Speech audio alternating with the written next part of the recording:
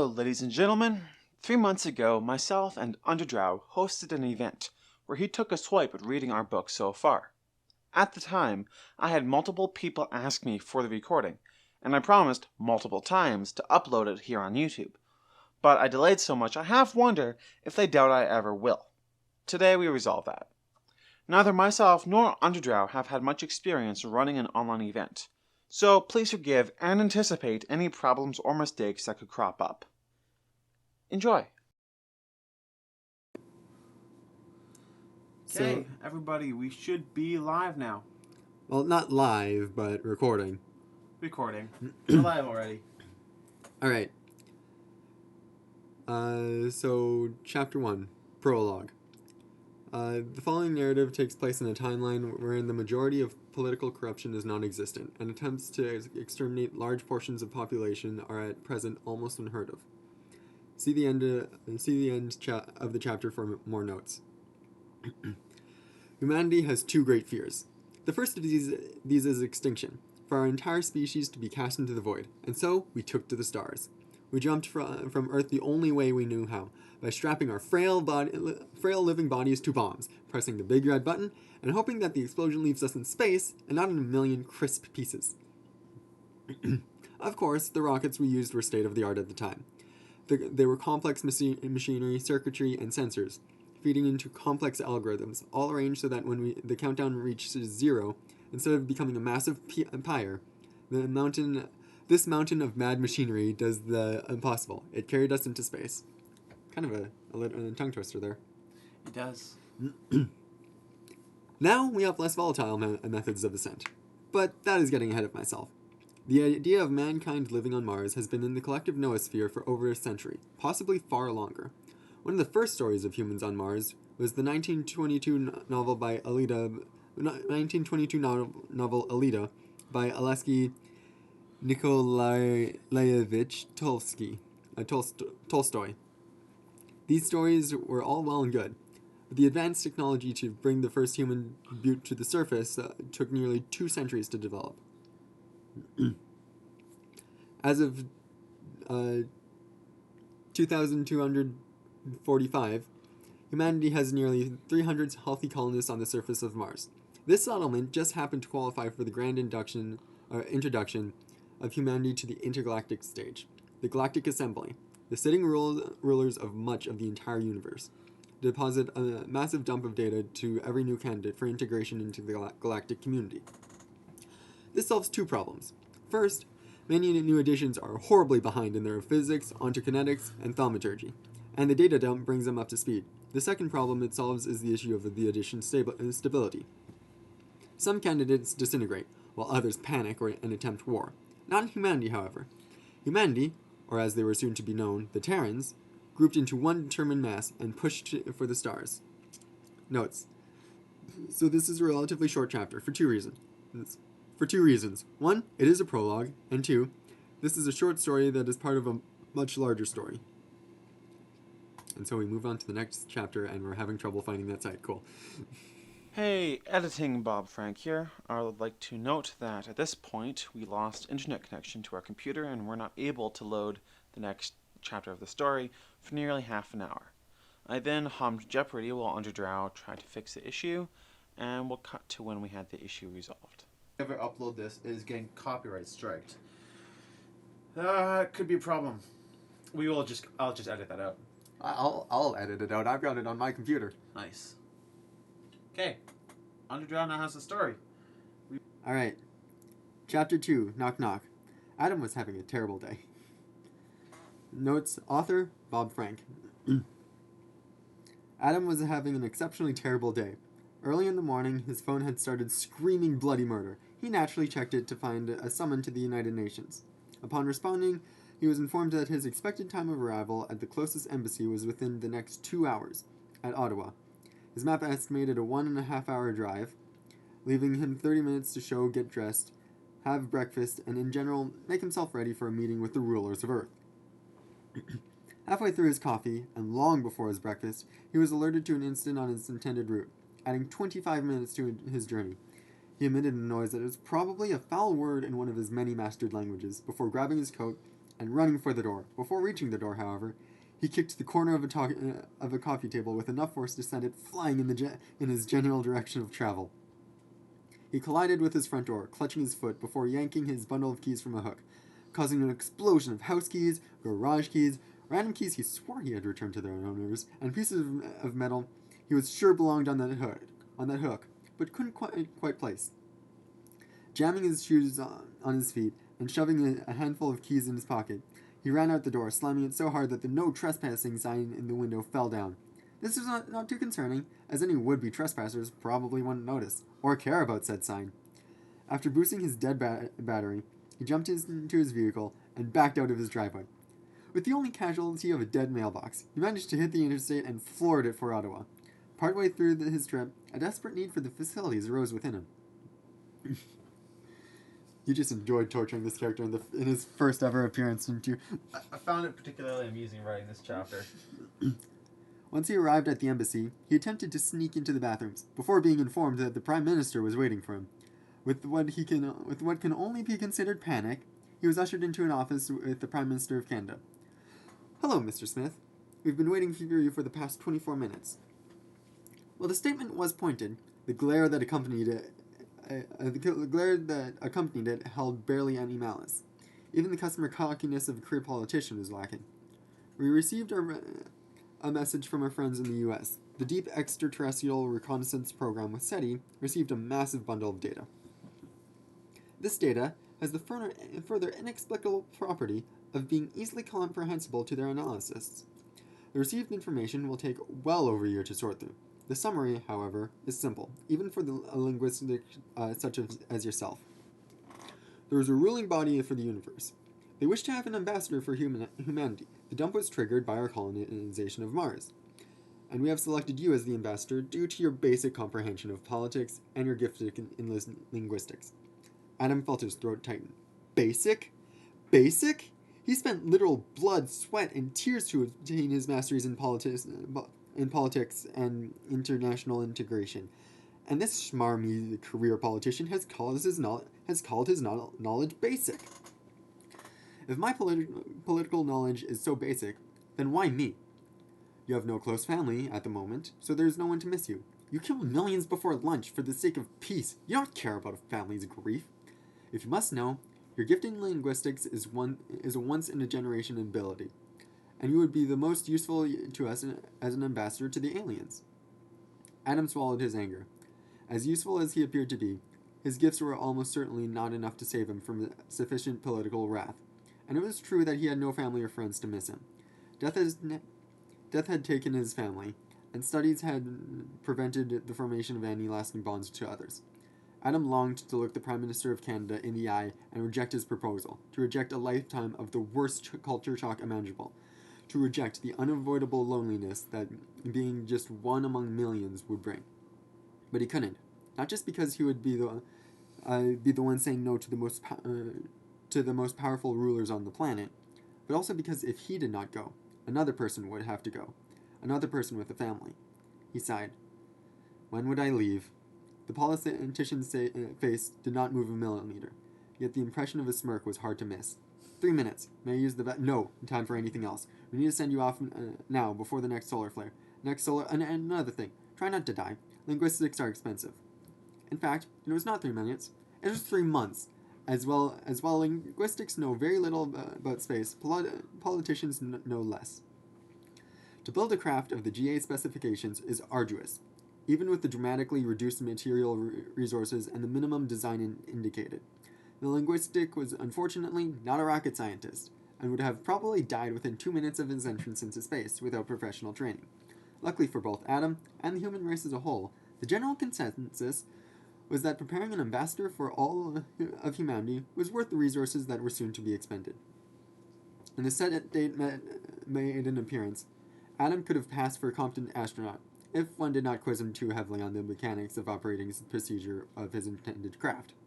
Conveniently, the required time to charge the exotic engine was also nearly 3 months. Adam walked through the depths of the backup orbiter binary facility. He was having a relatively good day for, what was all intents and purposes, the prisoner of a government black site. He had finally completed the months of grueling training and was free to wander the camera-infested halls. He was scheduled to meet the lead engineer at NASA in several minutes, and after that, his 3 months of grueling training would be over. As he walked through the facility, he reflected on his purpose. He would be an ambassador for humanity, perhaps one of the most important roles of all time. The melancholy of never seeing a human again nagged at him, but for the most part he had come to terms with his fate. Adam whistled a nearly perfect tune. It was probably the only time the cold concrete walls would ever hear Mary Had a Little Lamb. As he stepped into the office, he was suddenly filled with trepidation. While having never been one for mood swings, he also had never been one to be trapped and trained in a black site for months. Please sit down. Adam complied. We have completed the experimental craft that is to bring you to the aliens' governing location. Our communications assure us that the target location has a breathable atmosphere and a method of sustaining you. The craft requires a vacuum to operate and causes severe structural damage to any object within approximately 3 cubic kilometers. For this reason, we have been forced to construct your transportation in orbit. Do you have any questions? Adam shook his head. Very little of this information was new. In fact, the past 3 months had been dedicated to making sure that none of this information was new. We shall be sending you up in several hours. Due to the mechanics of your transportation, it would be best if you did not eat until you arrived. We've allowed an hour to prepare a will for your possessions, in the event that you never return.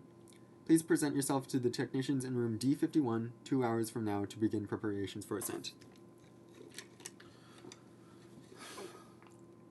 Just need a little drink right now. After writing his will, which he found to invoke an indescribable feeling, he slowly made his way to the eastern side of the building, before being ushered into room D51. He was promptly swarmed by technicians and clad in a bulky pressurized suit. He was then led outside the facility, and soon as the doors opened, the rush of arid air caused him to start sweating profusely. The group marched towards a massive structure stretching into the sky. Adam had never had a fear of heights, but simply observing the domineering structure made him feel slightly sick. The little party began to strap themselves into the small compartment, suckered into the megastructure. Suckered? That's a word you use there? Yeah. Okay. 5 minutes later, Adam was pulling 3 Gs in the second most impressive structure humanity had ever made. Rocket fuel was difficult to make, and expensive, and humanity does not like wasting resources. 4 centuries earlier, in 1895, the Russian scientist Dr. That Guy had proposed a super... I don't know how to pronounce that name. Dr. Tsiolkovsky? Oh, wow. 1 second. You expect me to pronounce that? In 1895, the Russian scientist Dr. Tsiolkovsky... Hold on. You've no internet there. Good point. I was about to go to Google Translate and put that in. But yeah, I've got no internet. Had proposed a superstructure to carry goods from the surface to orbit. While the technology had advanced, the idea had changed relatively little. Instead of supporting its own weight, the structure would utilize centrifugal force to pull a tethered taut. With constant acceleration of twice Earth's gravity both up and down, the trip to space takes almost exactly 45 minutes. It is a unique sensation, the loss of gravity. One goes from crushing force to a delightful sense of weightlessness. The limbs, originally burdened, float free. The joints relax into the perfect angle. The breath comes easy, and the body floats in space, seemingly unbothered by such petty things such as weight. The entire experience would be delightful if it weren't for the general tendency of the internal organs to pull from the tendons. The sudden lightness can occasionally trick the brain into believing that one is missing said internal organs. This sensation replaces wonder with vicious and visceral vomiting, which tends to distract from the levity of the situation. He is guided through a tight corridor until finally coming upon a capsule with a small oblong object floating in it. One of the technicians at his shoulder winced. Looks like a coffin. Adam felt a sudden, potent urge to vomit. The constricting suit, the fear of never seeing Earth again, and a literal omen of death now floating meters away from his face. He felt a thick, gloved hand on his shoulder, guiding him into his doom. He tasted bile. The benefit of not eating was that his stomach had little to throw up. The downside was the little that did make its way up was concentrated to a horrible degree. With dreadful precision, he was guided into the device. With quick and practiced ease, the straps were fitted to his suit. With a dreadful snick, the hatch was locked into place. With a hiss, the capsule was emptied. Without a noise, the end was opened. With the gentlest of force, the craft accelerated away from the tethered counterweight. With a slight hum and whir, his little haven from the terrible vacuum stirred to life. With the horrible roar of power, the drive fired. With a nauseating distending of reality, blackness blotted out his consciousness.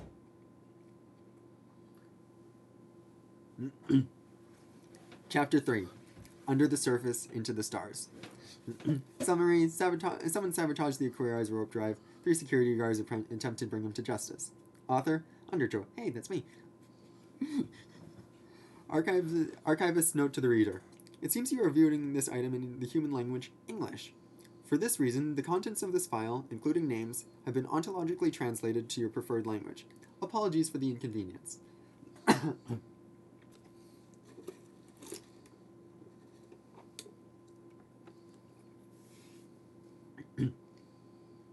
Humanity isn't the only race that dreamed of space. For on a distant planet, in a star system and galaxy further than humans have ever seen, lay the planet Pelago. It was mostly water, with little islands popping up randomly on its surface. Its dominant sapient species was the Aquarii.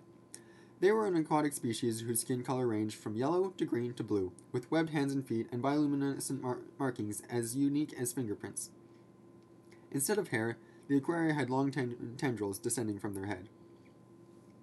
Pelago was not the only habitable planet in its solar system, however. Because this isn't a solar system. The thought of building a colony on its neighboring planet, Durna, had been entertained for hundreds of years after the Aquarii first landed on one of their moons. However, multiple issues with that idea appeared. One was that Durna was comprised entirely of sand, and while they did find water deep underground, it was very difficult to extract. Another is that 10 out of the 40 rovers they launched had been swallowed up by some sort of sinking sand, which was impossible to tell apart from solid sand, not to mention the giant lizard creatures that destroyed another 5. So, deciding not to settle on that planet, they decided to explore past their solar system, which brings us to 2 Earth years before humans' colonization of Mars qualified them to join the Galactic Assembly. This was the day that the Aquarii launched the first ship with the warp drive. A large circle hung in the air over open water, the scaffolding holding it up descending down into the depths.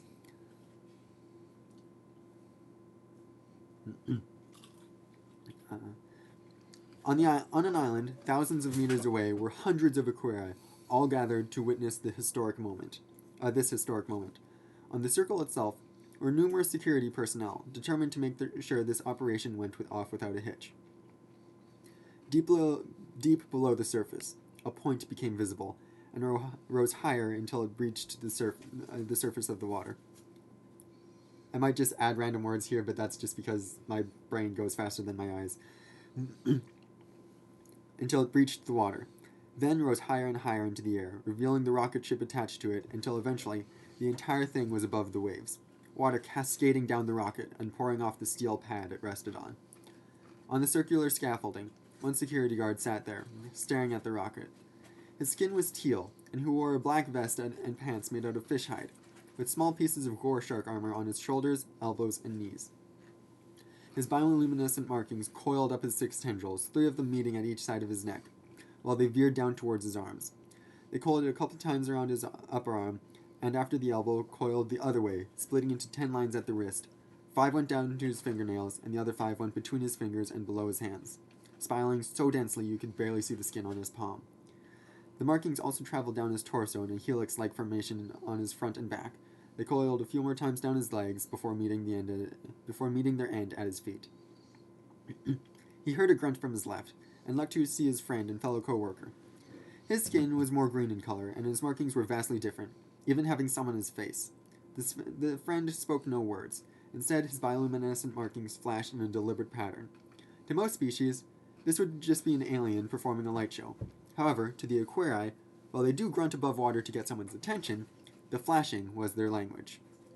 The friend's flashing meant, "Hey, Tidal, you nervous?" Tidal smiled and flashed his markings. Blade, what do I have to be nervous about? My brother's the one on the ship. This is the first mission with a warp drive. You can't tell me you're not a little bit nervous. Oh, okay, I am a bit nervous. But Mana is the best astronaut the institution of deep space has. If anyone can pull it off, he can, Tidal said. Meanwhile, on the ship, Mana was sitting in the rocket's cockpit, going over some final checks. He pulled out a small circular device with a spiral on it. The markings on his hand flashed. Final checks done up here. How's it going in the engine room? The device flashed back. All clear down here too. Ready for takeoff. The device flashed again. This is IDS control. You're cleared for takeoff in 10, 9, 8. A low rumbling came from the rocket, which quickly turned into a deafening sound as massive flames shot from below the rocket. It just barely raised itself above the platform when Tidal saw movement in the corner of his eye. He turned to look just in time to see something splash through the waves. Blade saw this motion and walked up to him. He stuck his hand just within Tidal's vision. What's wrong? His markings flashed. Hopefully nothing. Stay here. Tidal grabbed his circular communication device. Tendril, Hammer, follow me, he said. Then he jumped into the water. Two more Aquarii did the same from across the circle. Once below the water, they each grabbed a light water speeder, a machine with two handles attached to a couple of guns and a turbine on each side, and sped in the direction of the splash. They arrived at the location to see nothing. Tidal and Hammer looked at Tendril. He stood for a second, surrounded by a cyan aura, before saying, "Someone did swim through here. Then they went straight down, but we can catch them if we go that way." He pointed behind Hammer. All three quickly turned their speeders to follow where he pointed. Before long, they saw a saturated yellow figure in the distance. Markings so minimal, he might as well not even have them. As they got closer, Tidal let out a violent vibration from his tendrils. While grunts may be useful for getting someone's attention above water, it doesn't work below. Fortunately, an Aquaria's tendrils can let out and receive vibrations to the same effect underwater, which does not work above. The intruder looked back, his face covered in the bioluminescent markings. Tidal flashed one word. "Stop!" The intruder just smiled and swam upwards, towards an island. The three security guards pursued and started firing. The intruder was dodging left and right, barely avoiding the lasers. If this kept up, he'd never make it to the surface. A magical aura appeared around his hands before a shark swam in front of him, blocking all the lasers with its thick body armor. "He can summon a gore shark?" Tidal said. "Appears so," replied Tendril. "Where'd someone like him learn to do that?" Hammer said. "I don't know, but that thing's gonna be a problem," Tidal said. Hammer smirked. His bioluminescent markings flashed. "Leave it to me. You two go stop the other guy." He steered his speeder right towards the gore shark. Tidal and Tendril sped closer to the surface, chasing the intruder. Right before Hammer's speeder hit the shark, he grabbed his spear and let go of the speeder at the last second. The speeder slammed into the gore shark and exploded, sending a shockwave through the water, blasting Hammer back, and Tidal, Tendril, and the criminal further upwards. Tidal and Tendril took a moment to get their bearings. Their speeders were nowhere close, and the criminal was already above water, just a few feet away. Without a moment to react, a glowing purple net spread over the surface, entangling them as it sank down. What's going on there? Okay. Hammer recovered from the blast far quicker than the shark did, and was already swimming spear first towards it again, its eyes glowing orange. The gore shark barely deflected the weapon with its spiked head before Hammer twisted his body and kicked it in the jaw. The shark recoiled, then moved to bite Hammer, its toothy maw only chomping down on empty water. Hammer was already below it, and kicked off the gore shark's stomach. Seeing the plight of his friends, he swam a little to the side and prepared his next strike. Tidal and Tendril were trying to cut the magic net with their knives when the gore shark came crashing into them and propelled them above the surface and high into the air. Thin flaps covered their gills the instant they left the water. Tidal created a green static shield between himself and Tendril, and the net. The net, still caught on their knives and the shark, stretched between the two and then snapped and fizzled out, dropping the Aquarii and the shark back down. Tidal grabbed Tendril and kicked off another green wall, landing on the dark purple sand. He pulled Tendril to his feet as the gore shark crashed into the ocean, creating a massive wave behind them. The two looked across the island. The criminal was standing there, eyes seemingly piercing their souls. and a magical aura just fading from his hands. Tuttle reached for his gun, finding it wasn't there. He must have lost it in the blast. He was about to flash his markings until he heard a faint grating noise. It appeared to be coming from the spaceship in the atmosphere. Aboard the spaceship, sirens were blaring. "What's happened?" Mana flashed over his communicator. The device flashed back. "I don't know. We just prepped the warp drive and..." "Oh no." "Happy, what's going on?" "We're missing a few parts," came Happy's reply. "What did you do?" Tuttle asked. In response, the criminal held up 2 items. Tuttle looked at the Aquarius confused. However, Tendrill's eyes widened. He knew what those were. Tendrill tapped him on the shoulder. Those are the thaumatic receiver and quantum transponder," he said. Now, Tuttle was no rocket scientist, but he knew what those parts did. But that means... "Yes," the criminal mocked. "They're trying to use magic they don't have to go into a quantum state that they can't access." "Why in Pelago would you do this?" Tuttle flashed, his face warped with anger. "An anonymous employer. And was the pay ever good?" "What?" Mana's flashes were bright. He was angry. "How'd you miss those?" "They were here before we launched, but they disappeared," Happy responded. "Happy, shut down the warp drive." Mana's tendrils vibrated, and he locked eyes with another astronaut in the cockpit. "Finn, contact IDS control." "If we shut down the warp drive, the engine will lose all power," Happy said. Mana felt vibrations. He looked back towards Finn. "Mana," Finn flashed. "IDS is not responding." Mana hit the window in frustration. This day just kept getting better and better. Tuttle's hand shot to his communicator. His markings flashed. "Someone sabotaged the warp drive. Get the astronauts to shut it down." The device flashed back. "We're trying to. We can't reach them." "Oh, I almost forgot to mention," the criminal continued. "I sabotaged their communications too." The gore shark crashed back into the water, Hammer already thrusting his spear towards its exposed underbelly. It quickly rolled over, deflecting it with its armor, and then swam away a little to re-engage. It raced towards Hammer and bit his spear, splitting it into 3 pieces, before slamming his head into him. Hammer grabbed its horns, and the shark kept swimming, slamming him into the ground. What? Okay. Slamming him into the ground. Title's markings lit up like the sun as he rushed the saboteur. The criminal formed a glowing purple whip and cracked it towards Title, who created a green shield to deflect it. He slid under his shield and swung his knife at the criminal. The criminal jumped back. He had just enough time to notice the other Aquarius had disappeared before a strike to the back of his head told him where he had gone. "Why didn't you use your knife?" Title asked. In a cyan flash... Oh, okay, I should have said, in a cyan flash, Tendril reappeared. "Shouldn't we capture him alive?" he replied. Before he kicked the criminal. The criminal rolled away from the next kick, this one from Title, and jumped to his feet. He swung his whip at Title, twice, both times blocked by a green shield. He noticed the other one was gone again, then noticed a footprint appear right behind him. He rolled to the side. The next footprint appearing said he had dodged the invisible tendril's strike. The gore shark's horns hovered over Hammer's skin. Hammer strained against it, desperately trying to stop it from goring him to death. His markings shone brightly as he pushed the gore shark further and further away, and eventually turned, directing the shark's head straight into the sand. The shark turned to him and opened its mouth. Hammer saw the broken parts of his spear slowly sinking a ways away.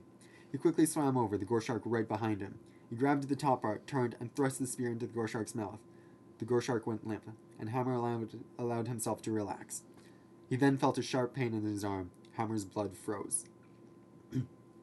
Title and Tendril kept up the attack. The criminal kept track of the footprints as he dodged Title's punch, rolled away from the footprints, and then grabbed Title's arm. The criminal threw him into Tendril. There was a cyan flash as he became visible again. He readied his whip and swung. Title was too late to block it, and it wrapped around Tendril, the criminal pulling Tendril towards him. He kneed him in the stomach. The criminal pulled Tendril towards him and kneed him in the stomach. He grabbed Tendril's knife and sliced. Tendril backed up just enough to prevent a lethal cut. However, it cut the flap covering his gills. Without even seeing Title saying, "Get in the water, now!"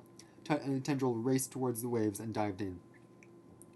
Upon plunging beneath the surface, Tendril saw numerous little dots surrounding the gore shark's corpse. "Wait," he thought. "Those are needle-nosed piranhas." He quickly looked around for something to use. He saw a light water speeder not too far away. He grabbed it and sped towards the piranhas, hoping against all odds that Hammer was okay. Hammer was hiding behind the gore shark. A needle-nosed piranha swam behind him. Out of its nose shot a small stinger that curved towards Hammer. With a twist, he moved the shark between him and the stinger, exposing him on the other side. He moved it again and again. It was the only thing he could do against the homing stingers these things shot. Out of nowhere, lasers rained from above, killing a few piranhas. They turned their attention to the new threat. All at once, they fired their stingers at Tendril. Tendril sped to the side and then around, straight into the swarm. The homing needles stabbed straight into the piranhas. Hammer grinned as the piranhas got a taste of their own medicine. How do you like that? He flashed, before throwing the gore shark into the crowd. Skewering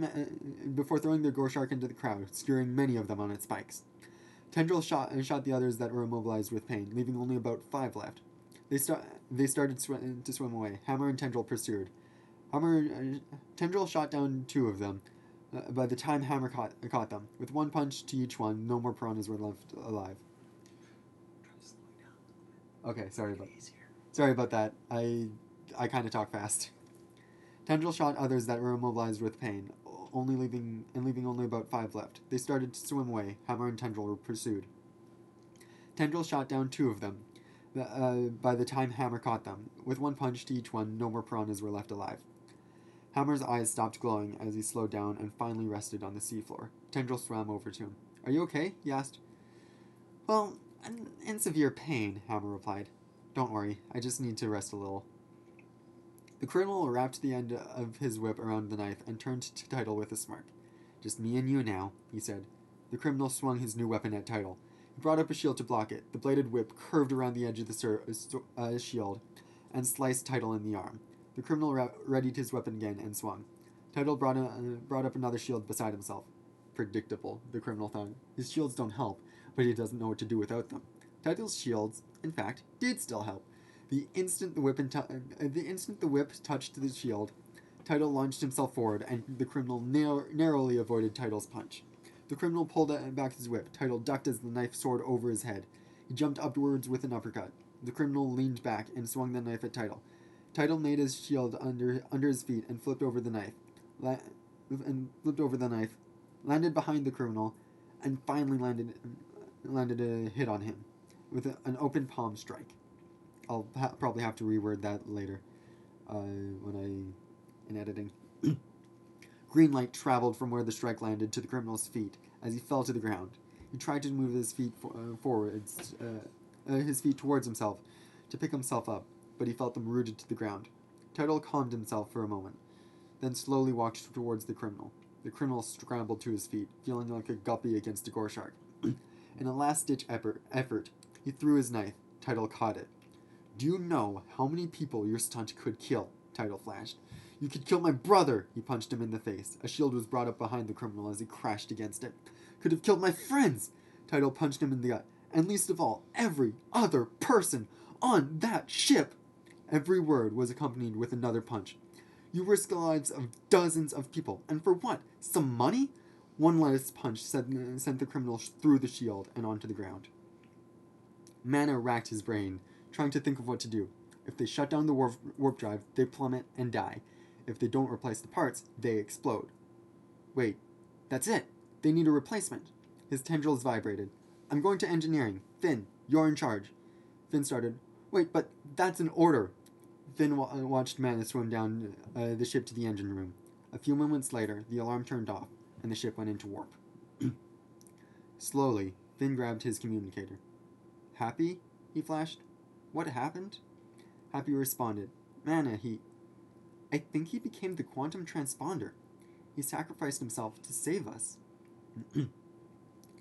Billions of light years away, 17 beings were sitting around a room. One made of pure light pointed it accusingly at a short one, appearing to wear a cloak.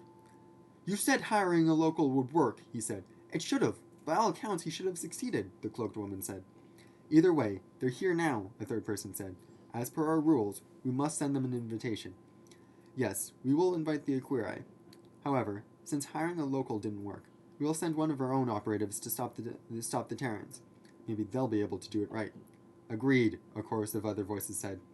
2 Earth years later, an invitation was sent to the humans. I just love the jump cut in between those two. Yeah. How's your throat? It's pretty good. I got a drink here. The following file has been written by order of the Galactic Assembly, as well as the 17 Overseers in response to New Sapient Species 0038298-TN, Humanity, and New Sapient Species 0038296-AQ, Aquarii. Following the orders of document quadruple 0882-NU, these species have met the requirements for integration into the galactic community. This has been carried out professionally, and with no prejudice, as is the standard. However, there's an extenuating circumstance. Both of these races have originated on class curriculum Deathworlds. They have heavily specialized biology to maintain survival on these planets, and as such are incredibly dangerous. For this reason, these species are not to meet for a bare minimum of a millennium, both to prevent hostilities and to prevent their alliance from causing an SK class dominance shift scenario. Chapter 5. Hello, neighbor. There's some irony. Yeah. This is my chapter, by the way. Yeah, author Bob Frank. What does it feel like to ascend? The image felt sudden, searing pain, and then release. Soaring upwards, rising, as if from the bottom of some great ocean. All of a sudden, there was countless points. Were they close? No. Yes. No. They shifted. More points than a mind has ever counted, like an ocean. Yet individual, like an ocean of water and oil, mixing and merging. Like a spider's web, each line meeting countless others. Without warning, the image felt itself expand, growing to encompass all these points. They twinkle at its presence, unperturbed by its size. Words, thoughts, even raw concepts fail to contain the truth. The sheer enormity of the expanse, as if by a recursion, halted. The image felt itself a point, the singleness and uniqueness of its existence. It looked to another, and felt a connection. A small spark blossomed within itself, a small fragment of a whole too complex for it to ever hope to assemble. Suddenly, the expanse shifted. The image felt the connection disappear, and yet felt countless more spring to life. An eon would be far too short, it concluded. It needed this luxury, this opulence, this lightness, to last for all eternity. Without any warning, the image felt the delightful weightlessness end. The points far above vanished. Everything became dim and fuzzy. Thought fading from conception. The image itself hit a surface with a sickening thud. Adam felt a crack, a rupture, and then a shock that made his bones rattle and bruised tissue that he knew would take weeks to recover. Then, with his first inhalation, came a breath of what might have once been a delicious gust of sweet ocean air, but instead had been marred by the sharp bite of melting metal, and electronic components burning at thousands of times the rated temperature. He pushed himself to a sitting position and realized the cheery truth that his transportation had a massive gash running down the center. Then there was a crack, a guttural shriek of agony, and Adam rapidly adopted the guiding doctrine of "run now, think later." But how is one to run? He attempted to push himself through the crack in the structure, but it was far too tight. He felt around for a mechanism to free himself, but any machinery had bent and twisted beyond repair. There was another crack, and another scream, and then suddenly the air was full of explosions and agony. He started shaking, removing the straps that harnessed him into this craft, in the hope of finding escape underneath him. He had barely managed to remove the last strap when a much larger thump sounded nearby, and then an impact that shook his whole world. When he came back to himself, he realized that the crack was now large enough, and he pushed himself through, the tough suit protecting most of his body from the bulk of the jagged metal, although his face had a nice gash that would require careful attention in the near future. Adam scrambled to his feet and started to run like he had not run for years. As he ran, he took in his surroundings. The first overwhelming impression was that of ocean, stretching to the horizon, with brilliant turquoise sky overarching and covering the ocean like a blanket. Superimposed against the tranquil sea was a massive oblong structure reaching into the sky, and from that same sky came countless black crafts. Crafts? Crafts. Okay, you forgot the S there. Oh. And from that same sky came countless black crafts with weapons blazing. As he ran, his feet kicked up plumes of beautiful dark purple sand. From the grounded black pods, soldiers bearing the GA symbol had been pouring, and from the soldiers it began pouring a stream of death, punching into equipment and tearing through machinery. He lunged, but then recoiled, dashed, but then jumped back, all the time tasting burning metal and molten plastic. There was a brilliant green flash and a lull in the gunfire, and Adam started to run afresh, each step sinking into the sand, draining his will. He dived into a small corpse of unrecognizable vegetation, or at least he hoped it was vegetation, and lay completely still. The roar of weaponry. By the way, it's not corpse, it's copse. Cops? Means a small bundle of Oh, vegetation. he dived into a small copse of unrecognizable vegetation, or at least he hoped it was vegetation, and laid completely still. The roar of weaponry got closer and closer. The noise grew until his chest thumped and his ear until his chest thrummed and his ears ached. Okay. Then, without so much as a single notice, it was past. He slowly got to his feet, temporarily hidden by the dense growth. He would have to move, but where to? The island he was on was barely larger than a football field. In a perfect world, he would have little chance of surviving any real length of time. Never mind surviving in what was clearly a war zone. His thoughts were interrupted when a tall bipedal being, with dark green and blue skin, smashed into his copse, tripping over him, and hitting the thin white soil with a dull whump. Adam felt the sudden, powerful urge to assault his attacker. The alien looked at him with eyes no human had ever seen, and Adam braced for the worst. However, the attacker didn't attack, and for a poignant moment the two simply stared at each other. Then there was a dull whap as a bullet sank into the ground, and both Adam and the alien lunged away from cover and began to sprint for their lives. Adam was worried. Well, in actuality, Adam was a roiling ball of complex emotions that would take months straight in the chair of a qualified therapist to sort out. And the prominent feelings were most centered around horror, terror, and a strong urge to remain alive. But then in the mix was indeed worry, for the simplest reason that the only route that did not immediately threaten a gory death led directly into the position occupied by the enemy ships. Twice during the 30-second run down the beach, Adam attempted to change direction, but each time he left the cover of the sandy ridge, a rain of fire forced him back. Suddenly, Adam was at an enemy pod, and with no other choice he lunged in and dived away from the door. There were two solid thuds as his body hit the lower surface, and he realized that once again he had a companion. The alien from before had once again joined him in hiding for his life, or at least attempting to lengthen it. It grappled with the wall, and suddenly its purpose became clear.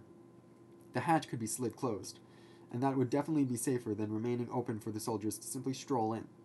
Adam took tight hold of the latch and began to pull, the combined force succeeding in closing the latch.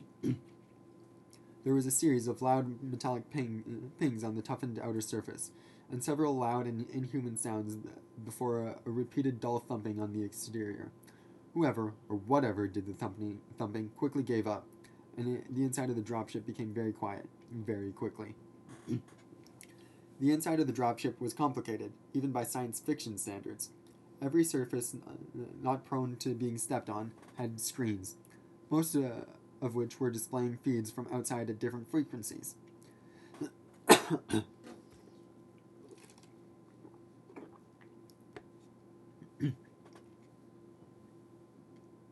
The space was not cramped, but was also not large, reminding Adam of the motel room he stayed in several months previously. The script used on the screens was completely unique from a human perspective, and for a moment, the linguist in Adam surfaced. A whole new language, or even thousands of them. What could be learned about the origin of modern languages on Earth, or even languages in general from these symbols? There was a guttural noise behind him, and he leaped forward, smashing his knee on the dash, and accidentally pressing several icons with his face. The alien stood behind him, watching him with glittering eyes. It motioned at the dash behind him, and its skin lit up like fireworks. The bioluminescence danced over its skin, like glowing eels chasing each other. Adam was intrigued, but before he could act to investigate, there was a series of electric chirps, a dull bump, and then an ear-splitting roar. Adam noticed, a moment too late, that an array of what were obviously cushioned devices for the high G's of launch.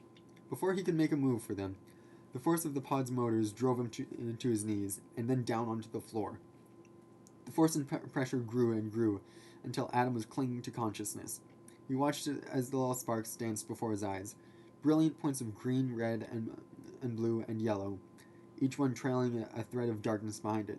The web of black grew thicker and thicker before spreading to his consciousness.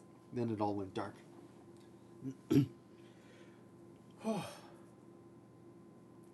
Next chapter, coming soon. This next chapter is under Drow, and like he is like almost done it. Yeah, I'm fairly certain I'm really close to being finished it. So if you guys just hang around, well, not in this chat because he's not going to finish it tonight. But yeah, chapter 7, Out of the Frying Pan. Summary: out of the frying pan and into the fire, thought Adam. But that's going to be a bit cliche. Notes: we made a Discord server for this work. Hey, that's you guys, which you can check out here. Join. Adam opened his eyes. He was floating. Before him was the alien, latched onto a ledge and watching him. He held up his hand in a weak wave. The alien mirrored his gesture. Fascinating. Then it did the beautiful bioluminescence thing, and Adam was intrigued.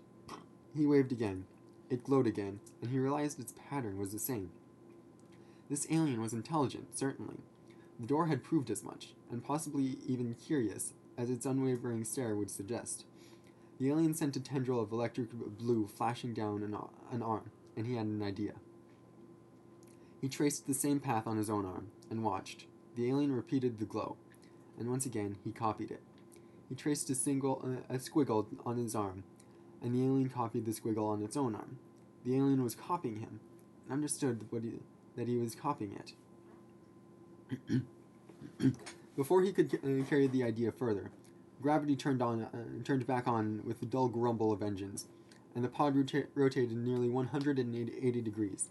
Adam and the alien simultaneously fell to the floor, which was a strange feeling, as their new down was in the opposite direction of the planet they had just left.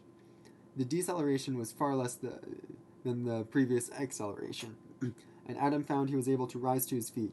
He teetered over a window and felt cold with horror. Above them was a brilliant blue marble, with no sign of the land that they had launched from, but below them was a monstrous vessel, its very bulk seeming to infringe upon reality.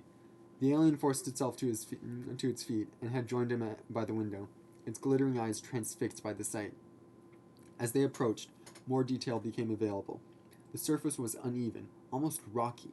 Further observation revealed the incredible fact that their imminent doom was constructed from an asteroid.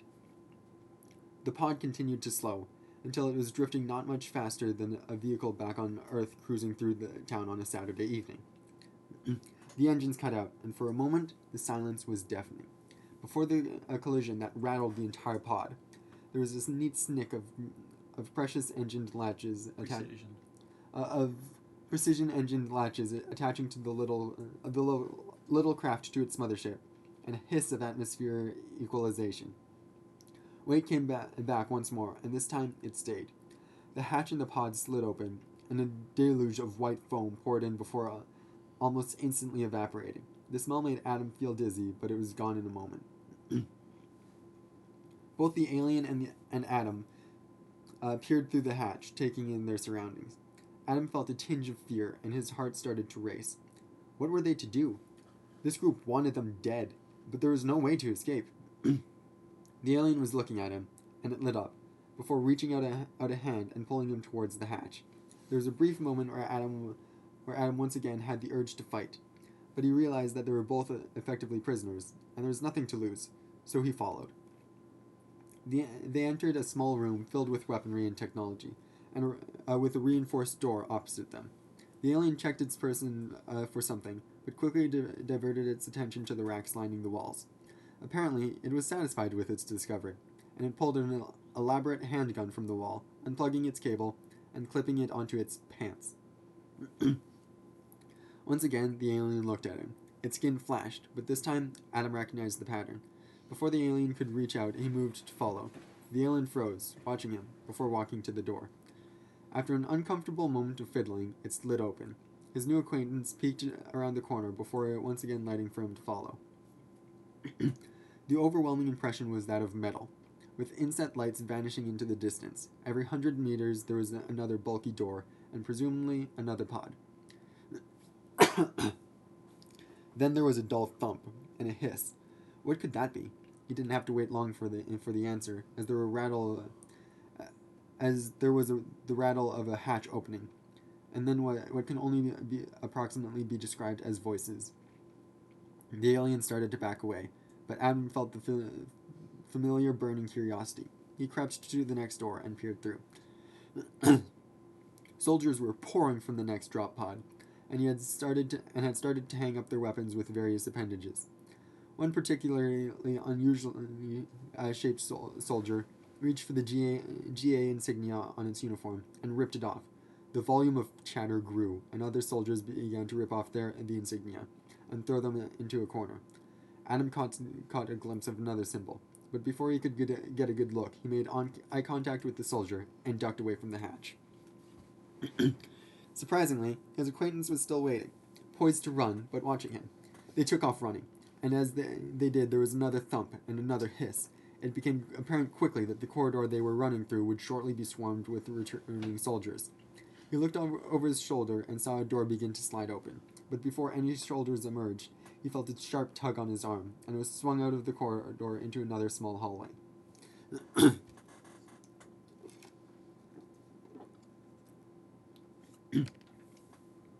He staggered down the hall, trying to regain his balance and follow the figure in front of him. He hit his stride and caught up. They came upon another corridor, and the alien dived into it, and away from the hall. Adam followed suit. The alien unclipped the stolen handgun and focused down the hallway, waiting. The first soldier to round the corner and enter the hall took a glowing blue slug to the gun, spasming before crumpling to the floor. The alien managed to get off 4 more shots before the gun beat and died. It dropped the gun in disgust. Back to running then. Behind them, Adam caught a glimpse of the alien soldier reaching for the dropped gun. Even with the weaker gravity, Adam was getting tired, and more importantly, there were fewer and fewer directions to go as the soldiers slowly and methodically cut off their exits. They rounded a corner and came face to face with well over 20 soldiers, and Adam's heart nearly stopped. One soldier raised the same type of firearm Adam had observed during the attack. Time seemed to slow. He felt his heart pound. He couldn't die. Not so soon. There was so much to learn and do. He watched in a haze as the soldier centered the weapon on his torso. Before a shot was fired, a different soldier screamed at the first and gestured at the weapon. The language was completely alien, but the message was clear. Don't use that! The offending soldier reached for a different, smaller gun, and Adam wanted to run. There was no time, however, as the soldier aimed the gun at his chest and fired. Adam felt a stabbing pain, and reached in a daze for his chest. His hand felt an object embedded in his skin. Out came the object, which upon inspection appeared to be a dart. His head suddenly cleared, and he felt a burst of manic energy. Another pop, another dart. Adam stopped thinking. He attacked the soldiers with the type of energy only granted by methylaxanine stimulants. His fist swung into the grotesque body, and to his surprise, he felt a sickening snap. He felt another dart embed itself into his arm. His heart was pounding and throbbing in his chest like a caged animal. He swung to the soldier that fired it, another punch thrown, and another. The soldiers were melting before the sheer fury of this drugged adrenaline craze. He felt a surge of hope. He could escape. He turned just in time to see a soldier raising their stolen handgun before pulling the trigger. His entire world became electric blue static. A lattice of pain spread through his body. He had never known such agony. Every nerve of his body was on fire. White-hot pins and needles stabbed into his arms and legs. causing a horrible numbness wherever they penetrated. The shock hit his spine, pulsing his intercostal nerve, and penetrated deep into his brain. The world instantly went dark. And that's the end of what we got. So far.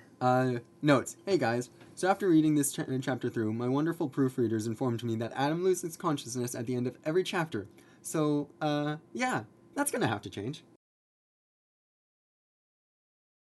Okay, so this is the end of the book portion of the event. If you enjoyed it or hated it, please let me know either way. The unedited audio of the event will go up on a second channel in the next couple of days if that interests you, but otherwise, I will see you next time.